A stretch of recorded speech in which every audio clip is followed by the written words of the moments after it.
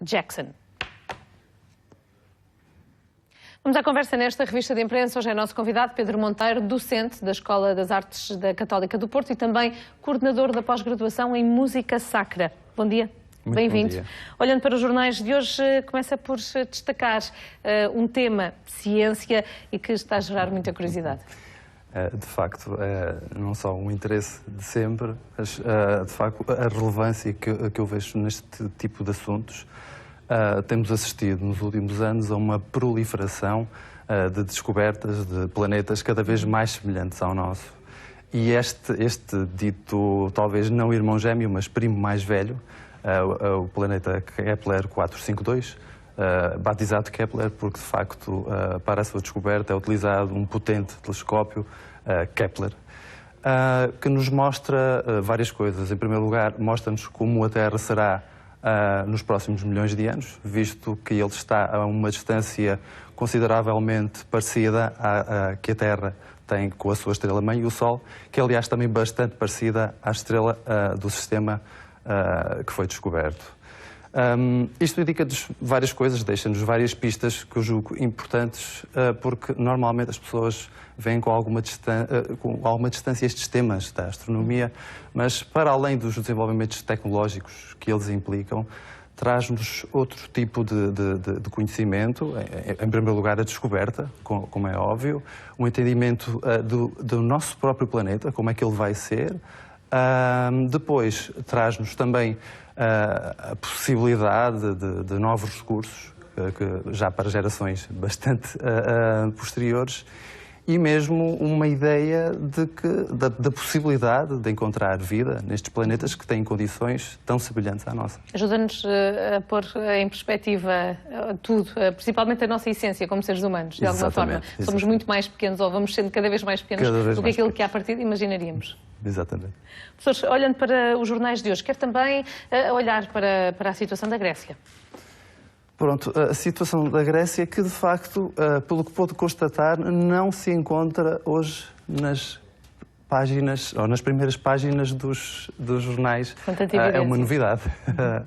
Mas, de facto, é importante registar esta aparente pacificação dos mercados, destas euforias em torno do problema grego, que é, julgo eu, caro a todos nós, porque é um problema sobretudo europeu e que deve fazer-nos tentar perceber um pouco melhor que ideal europeu procuramos e refletir sobre que Europa queremos. Na realidade, a Europa ocupa um papel central, não só geograficamente, porque está, de facto, entre dois mundos, entre as Américas, o Novo Mundo, e o continente asiático, em toda a sua pujança económica, mas ocupa, sobretudo, no plano da cultura, e é aqui onde a Europa se destaca, no plano da cultura e até no plano das ideias, um papel que ainda é central. A Europa deve continuar a ser um farol de democracia, um farol de direitos humanos e deve procurar ser, à partida, um exemplo, não só para o exterior,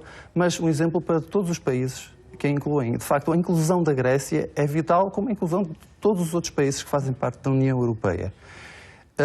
E insisto neste aspecto, mais do que apregoar ideais, a Europa deve saber viver dos seus próprios ideais e deve saber reger-se por eles e incluir o mais possível e procurar incluir, fazer convergir a velocidade de desenvolvimento económico, social, cultural de todos os seus países, de todos os seus constituintes. Falamos desses ideais, a questão do dinheiro, neste caso a falta dele, acaba por fazer enfraquecer esses mesmos ideais. Exatamente, mas a questão que se nos coloca, julgo eu, é uma questão que vai ocupar a reflexão, a próxima reflexão, que é, primeiro, os ideais e as pessoas, ou primeiro, os instrumentos económicos?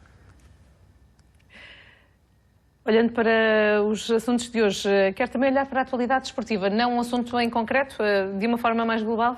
Pronto, a questão da atualidade desportiva é bastante interessante porque anuncia uma época, sobretudo no futebol, muito, digamos, variada, não é? Assistimos, por um lado, à ascensão do nome Jorge Jesus no Sporting, quando jamais esperaríamos vê-lo nesta situação há um ano atrás. às mudanças e provavelmente à evolução na continuidade, não é? Na estrutura que foi criada, entretanto, no Benfica, e às contratações sonantes do Futebol Clube do Porto, que está há 2 anos sem ganhar. E isto, de facto, prefigura uma época bastante fértil em conhecimentos, em casos, e daquilo que eu acho que é mais importante, de discussão no campo.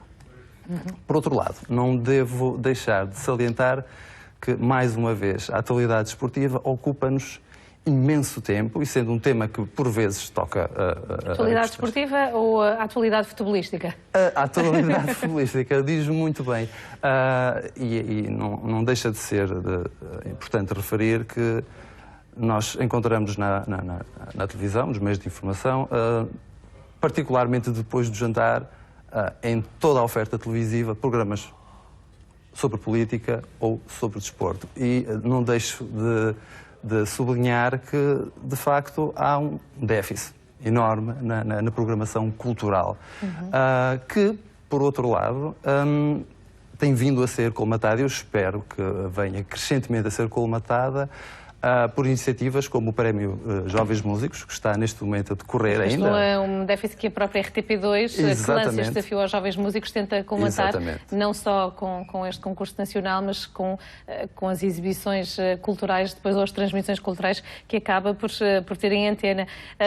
Professor, olhando para este desafio que é mais uma vez lançado aos jovens, esta é uma boa forma de não só os jovens músicos se sentirem desafiados, mas também de poderem provar a qualidade que têm, que de outra forma não o poderiam fazer?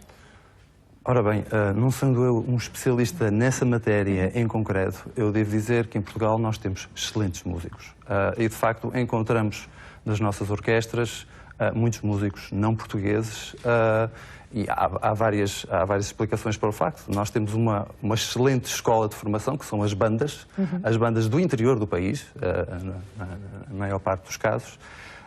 E, por outro lado, temos este problema da imigração, não é? Muitos dos nossos grandes talentos, dos jovens talentos que vão aparecendo no Prémio Jovens Músicos, são forçados pela situação económica, infelizmente, no nosso país, a procurar o seu futuro, tanto para a formação imediata, como depois um futuro profissional fora do país. E isso é, evidentemente, lamentável. Mas, ao contrário de outras profissões, na área da cultura não há mais retorno, apesar de há gente que tem de partir, também há gente que vai chegando, mesmo não sendo português. Esta bolsa, se assim o pudermos dizer, não tem maior movimento, ou um movimento mais expressivo do que noutros setores de atividade? Tem de facto. E tem-se tornado uma realidade bastante comum que os músicos que vão sendo formados nas escolas nacionais, nos conservatórios nacionais, até nas escolas superiores, vão depois complementar a sua formação no exterior e, obviamente, contactarem com outras culturas, com outras tradições e regressar, porventura, enriquecidos, ou pelo menos com um contacto mais direto com tudo aquilo que se vai passando no centro da Europa. Professor, uma nota ainda, para esta pós-graduação em música sacra que coordena, é possível cativar os jovens para a música sacra? Muitas vezes olhamos para este tipo de música ainda como quase feita por carolice pelas diferentes comunidades religiosas do país. É preciso também formação nesta área? Em primeiro lugar, eu julgo que há duas realidades que são bastante paradoxais. Por um lado, há a tradição da música sacra europeia, centro-europeia, particularmente a Alemanha, com a figura do mestre capela, que é um profissional que dedica toda a sua vida à música de uma comunidade, de uma catedral, de uma igreja. E depois há a realidade nacional, onde estes casos são pontuais, onde se conseguem criar economias de escala que permitam a existência destes músicos altamente especializados, mas assistimos a um panorama que, de facto, constatamos nós na Universidade Católica, é algo deficitário em termos das exigências da própria liturgia. Ou seja, nós lançamos uma pós-graduação para responder ao desafio que nos é colocado, melhorar a qualidade da música que é feita na Igreja. E, evidentemente, pretendemos atrair jovens para a nossa pós-graduação, mas pretendemos atrair também sacerdotes, teólogos, liturgistas, pessoas que já estão no campo, mas que precisam de formação específica nesta matéria, porque, de facto, não é só a música que importa aqui, importa entender a liturgia, importa entender como é que a música se faz na Igreja. Mas uma pessoa com mais idade que já trabalha nesta área e que não tem, por exemplo, uma licenciatura, não poderá fazer uma pós-graduação ou há forma de conseguir equiparar os conhecimentos que tem? Sim, nós teremos essa possibilidade, quer pelo reconhecimento de uma possível licenciatura, quer depois pela atribuição de um diploma. Mas aquilo que nós, insisto, aquilo que nós procuramos fazer é ter uma abordagem de largo escopo. Pretendemos atrair tanto os especialistas, os organistas, e falo daqueles órgãos tubos das igrejas, como maestros, diretores, mas também os responsáveis pela música e os próprios padres. Não é importante apenas criar quadros, recursos humanos técnicos especializados, é importante criar o gosto, educar o gosto, educar o critério para que a qualidade seja cada vez maior, no sentido de corresponder cada vez mais àquilo que são as necessidades de atualização da liturgia. Muito bem. Pedro Monteiro, agradeço-lhe a presença neste jornal. Um bom dia. Muito obrigado. É tempo de fazermos uma pausa e de nos despedirmos também dos espectadores que nos acompanham através da RTP Internacional no continente asiático.